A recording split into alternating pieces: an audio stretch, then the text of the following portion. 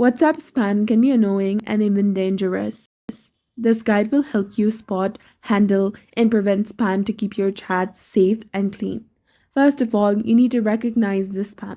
Spam usually comes from strangers or unexpected sources, so watch out for the messages with the strange links, deals that seem too good to be true, or requests from your personal information, and then see if WhatsApp flags it.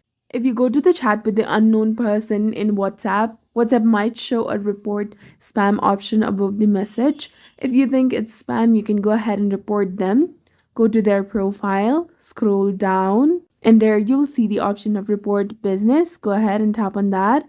Tap on report, or you can also go ahead and block this person. Blocking stops them from sending you more messages. And you can also go ahead and control spam. So go to your profile, scroll down, and tap on privacy that is below the account option. Now, again, scroll down, then go to block contacts or WhatsApp contact and delete, and then hold a message and then tap on delete.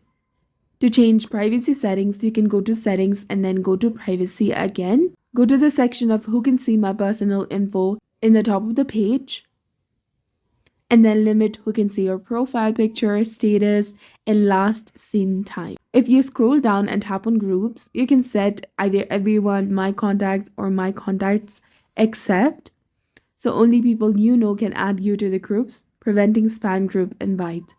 And you can also turn on two-step verification under settings, account, and then enable the two-step verification for added security.